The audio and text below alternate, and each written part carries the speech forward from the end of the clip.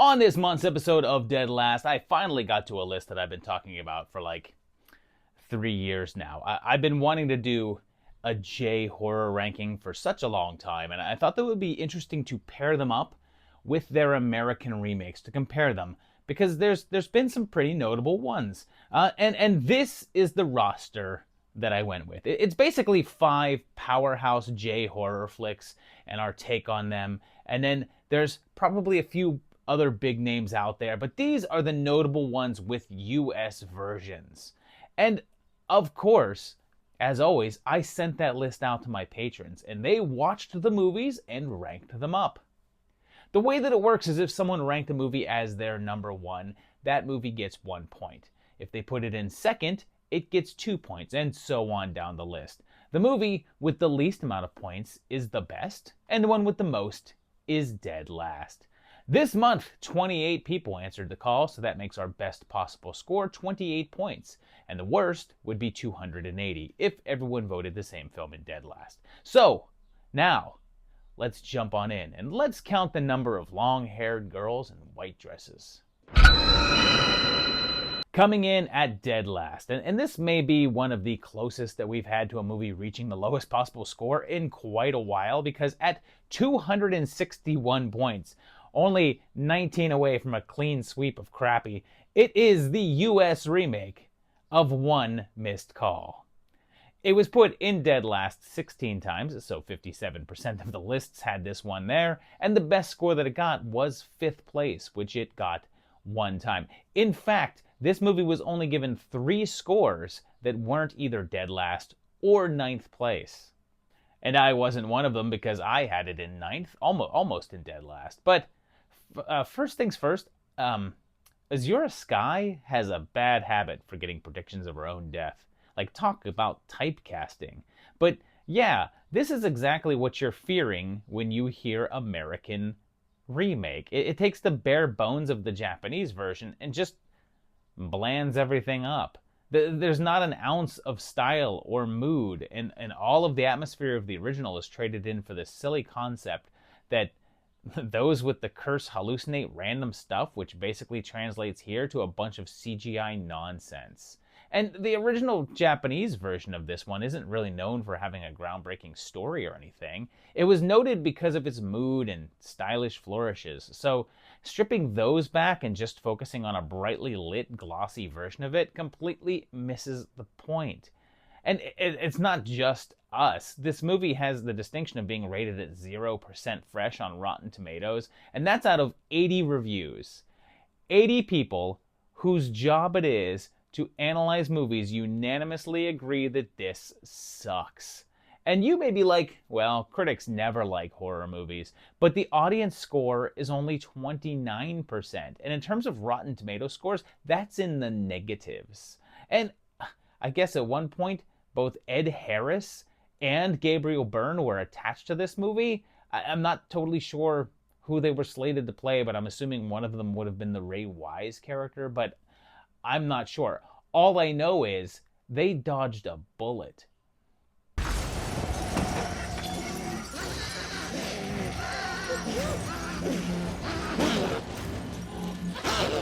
Our number 9 movie was actually not that much closer in terms of points. It was actually a close race for a while, because there were 2 movies that almost everyone had in either 9th or 10th place. And coming in at 248 points, only 13 points lower, we have the US remake of Pulse. This was put into dead last 9 times, which was 32% of the time, and much like One Missed Call, its best score was 5th place, although it got it twice here. One thing to point out is between this and OMC, we've covered 25 out of a possible 28 dead lasts, so only 3 spots remain. And I was one of the 9, because this was my dead last. And I may judge this one harsher because of how much I love the original, but the thing that I love the most about it is the existential dread and the sadness of it all. And that's completely erased here. This is just a ghost movie, and in a hopelessly dated one. Like, the original is about how disconnected the people have become from each other, and that constant search to evade loneliness, and how technology played a part in that as people would turn towards online worlds to reach out. And here, it's literally just technology bad. All of the aspects of what made the Japanese version terrifying are gone, and everything is so bland. Like, technically, it's less interesting, too. The original had this great scene where a character is walking around in front of a plastic curtain, and after a while, you realize that one of the things behind that curtain just stands up. And it's startling because that person was in plain sight the entire time, but you didn't notice them because they weren't moving. And it was just still enough to obscure that it was a person. Here, that same shot is done, but the person is moved forward and obscured by other objects. So even when you go back and rewatch it, you still don't really see the person there. Plus, the original has this unsettling scene with a ghostly woman walking towards a man, and she does this awkward stumble that's not quite human as the balance is wrong. And they try that here, but instead do this stupid glitch effect that drains all of the impact out of it.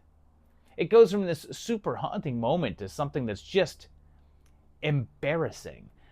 Plus, throw in the fact that they threw on this stupid bluish filter on everything to give it this look of gloom, I guess, but all it did was give me eye strain.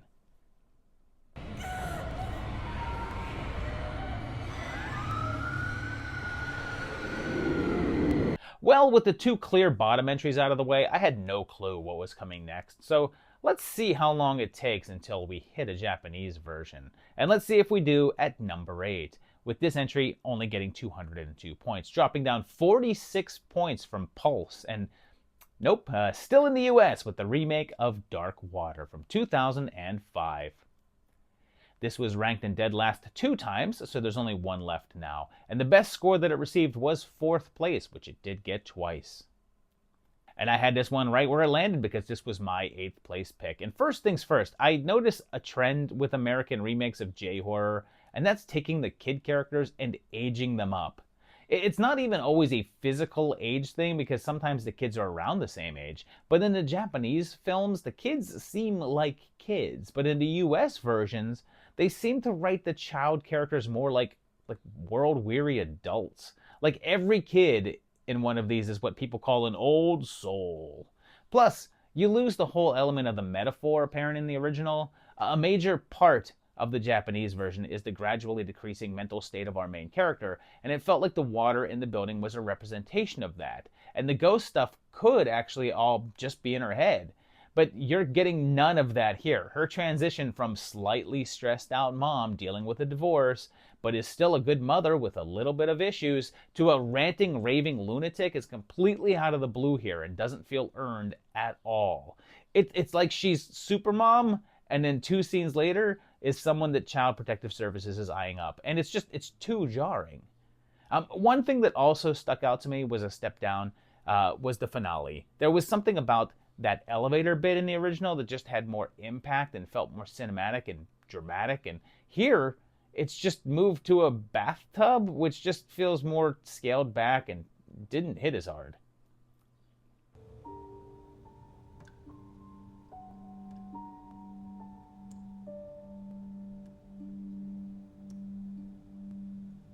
Okay, here we go. Maybe this one will be from Japan, but I will say that it is a pretty huge change in points because our number 7 movie goes all the way down to 155 points, almost 50 points down from Dark Water. And this was also the biggest shock to me because it's the US version of The Grudge. And we still haven't had an appearance from one of the originals yet. So will we have an even split of US and Japan?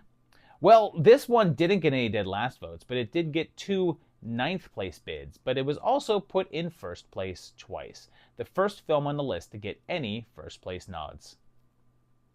And I'm right on track because I put this one in 7th place. And I know that I said that this was my biggest shock, and it seems like it shouldn't be a shock because it matched what I thought of it, but I thought that the general opinion of this one was higher and that people liked this movie more than I did. But I guess I'm wrong.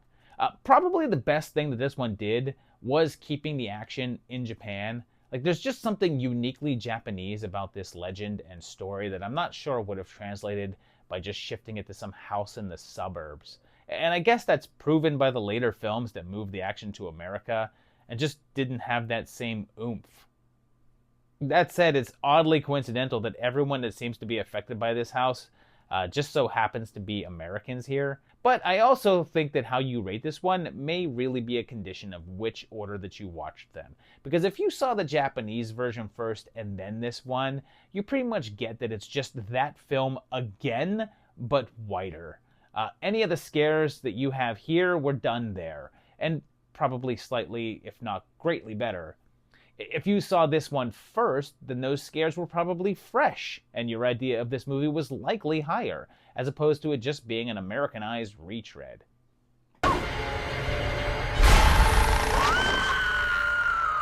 Number 6 now, and the final film for the bottom half of the list. So let's see if it's a split here. And this was closer than the others, because number 6 is only 2 points less than The Grudge. And at 153 points, we have our first J-horror original with 1 missed call. Again, no dead last spots, but it did get 2 9th place spots, just like The Grudge, and it also got 3 first place votes, just like The Grudge, so you can see why these 2 movies ended up so close. And I had this one pretty close, but I had it a touch higher since I put it in 5th place. And here's the thing, when I first saw this, it was coming off of a streak of watching a bunch of Takashi Miike pictures. And I know that his name is pronounced Mike, but I used to know a guy named Mike who was super into Asian cinema, and some other guy I knew just started referring to him as Takashi Miike. So anytime I think of the filmmaker, I just think of Mike. But I had just seen the Dead or Alive trilogy, and of course Audition, and Ichi the Killer, and then the super weird Happiness of the Katakuris, and Visitor Q, and then I watched this. And it feels like someone made him a bet and was like, I bet you have to be weird for people to talk about your movies, and you can't just make a solid, restrained ghost story. And he took that bet. And he won it. He won it big time. And I know that it's not really breaking the mold or anything, and it's just sort of riffing on Ringu with the phone stuff and the pass it on nature of the curse. But it's really damn well made. And I think that in lesser hands, this would have just been a ho-hum knockoff instead of the cool and stylish horror flick that it is. I shouldn't say I think that. I should say I know that, because the remake proved it. But I'll also say that I think I would like this one more if it weren't for the runtime. It's almost 2 hours long, and it definitely drags on. But considering that it keeps giving you things and it keeps giving you these twists that switch things up, it's not that much of a detriment.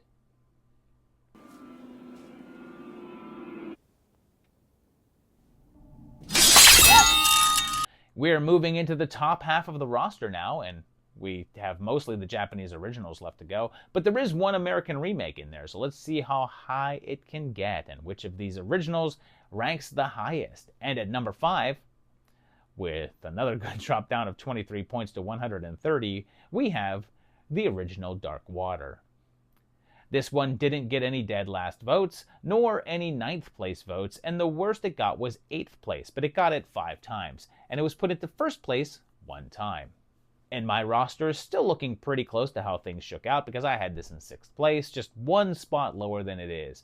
And I get why people have this lower, but I have to say that this was one of the only 2 films on this list that was a first-time watch for me. And I thought that it was pretty solid. I love some of the simple things here, like the hand holding in the elevator, which isn't so much a big spooky moment, but this subtle little bit to just give you a little chill, and it worked on me.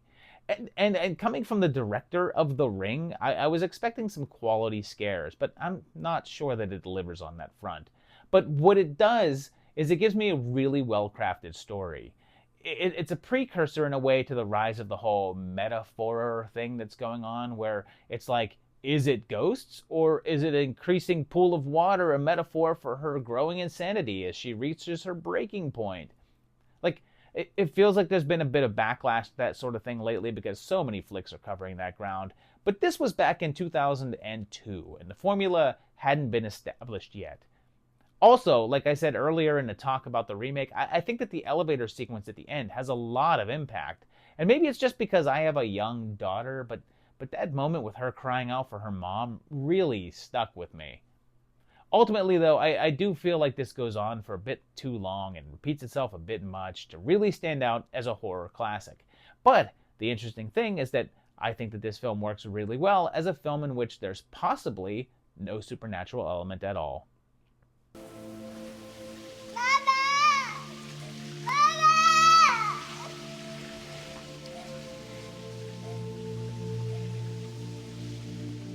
Going on to number 4 now, and this one fell another 20 points, so this grouping here just wasn't all that close, but this one had 110 points.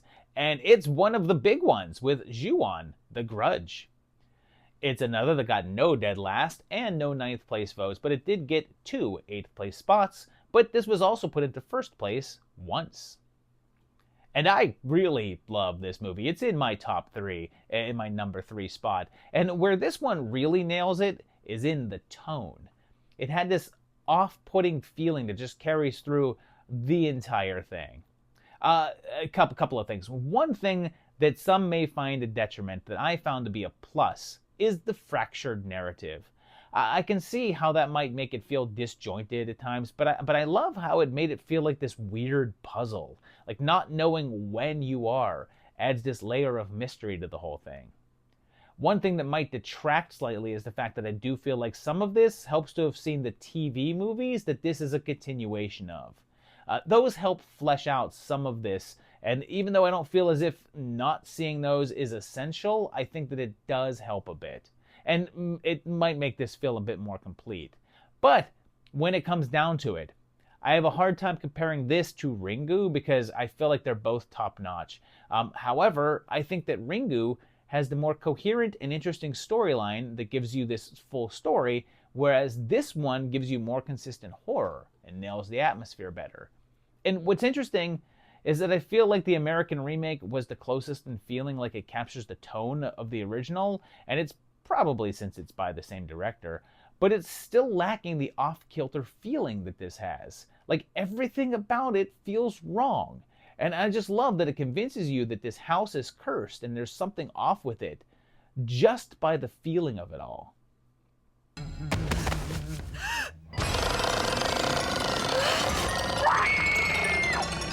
Wow, it's time for the top 3, and things are about to get interesting because our 3rd place movie, coming in at 108 points, squeaking past Ju-on by a mere 2 points. 2 points! And I'll point out that it's the final ranking that I received that put this there and got this into the top 3. So thanks, Dan.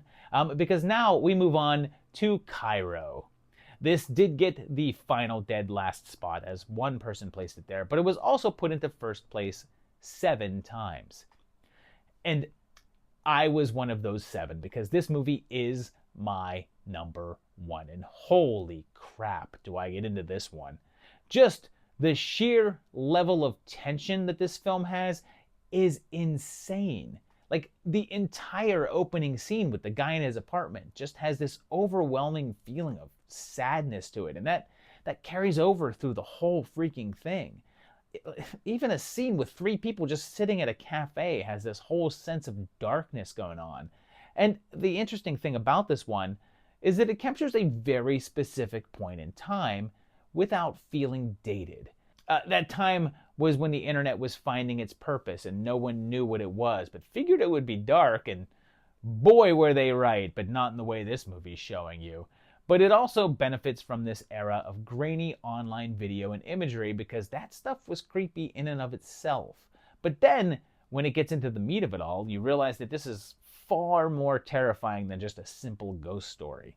The idea of people becoming trapped in their eternal loneliness, unable to move or do anything, and are constantly reaching out for help is just some dark, dark stuff. And I think a bunch of these have downer endings. Like it's hard to say that Ringu, Ju-on, One Missed Call, or Dark Water have a happy ending, but this totally one-ups all of those. Those endings are like, uh-oh, looks like the evil will continue, and most likely the main character is dead. And this movie's like, nah, ghosts destroy the entire world, and the whole human race is perpetually trapped in sorrow.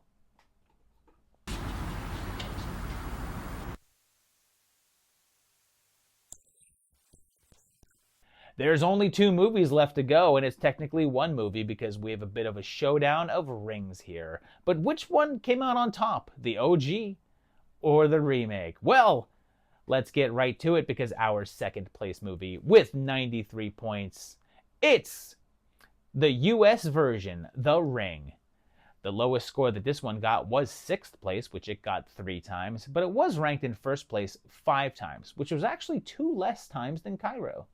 And I actually had this down in 4th place, and it was certainly my highest ranked American film here, but I just couldn't give it that high of a spot. What's funny is that if you had asked me when this movie came out, which was the better of the two, I likely would have said this one. I think a lot of people consider it to be a superior remake. And back then, I agreed. I saw Ringu first, and then I saw this when it came out in the theaters, and I thought it was great, and it improved on aspects of the original. But then something funny happened. Time. When I watch these back to back, I feel like Ringu holds up. It's still scary and feels timeless. This movie is still really well done, but a lot of the scares feel cheap now, and it just didn't age that well. This feels very much like a product of its time, so it shows its age more. Like, when I watch this movie, the only thing that goes through my head is that this looks so much like the early 2000s. It's like looking at old pictures of yourself from a couple of decades ago, and you're like not exactly embarrassed of the clothes that you wore, but you're like, oh man, my fashion sense is much better now. Plus, Samara as a villain just does not hit as hard here. Maybe it's the aging of her down, but maybe it's just the performance. But I think that the main factor is the face, which is just not scary when compared to that inverted eye thing that the Japanese version had going on.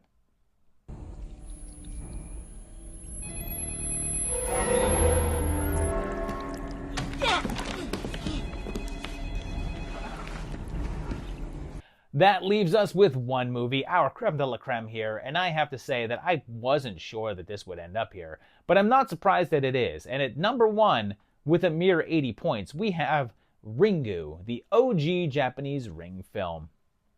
The worst score that it received was 7th place, and it got that 1 time, but it was put into 1st place 8 times, the largest number of them, and 3 more than its remake. And I put this pretty high, but in 2nd, but just because I'm a sucker for Kairo. But this one holds up. This film has aged so beautifully, and it hits all of the right chords for a J-horror film. The tension that it builds is insane, and even though a lot of it is more low-key, it still has this overwhelming feeling of dread. It may be missing some of the key elements that showed up in some of the other versions, but it still hits. The biggest difference between this and the American remake is that I can't tell you what decade that this was filmed. And that's perhaps because of the Japanese setting and me not being familiar with some cultural aspects that would be distinctly 90s there. But this could be from any era. If there's anything to criticize, it might be the lead up to the finale, as the history of Sadako feels like it breaks the pacing of the film a bit. But the ending is such a great moment. The first time that I watched this, I had heard that it was very scary, and I thought it was well done with this looming spookiness, but I didn't really find it that scary. But then that ending happened, and I damn near climbed up my wall. But yeah, I mean, there's a reason that this is so talked about so highly, and I'm glad that it made it to number 1, even if it wasn't my pick for it.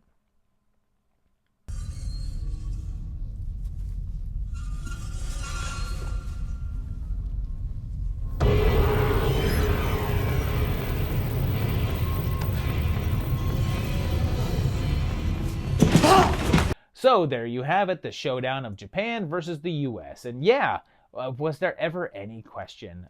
Let's take a look at how this turned out. And it's interesting that only one of these movies ranked higher than any of the Japanese versions. None of them ranked higher than the film they were based on. But it's wild that only one of them was said to be better than any of the originals. Period. And I mean, I agree, since I only put one of them up there, but let me know what you guys think and which you prefer. What was your favorite of these? And did you like the remakes better than any of the others? Tell me that in the comments below. I want to hear it. If there was some other J-horror movies that don't have an American remake that you'd like to see on this in the future, tell me that as well.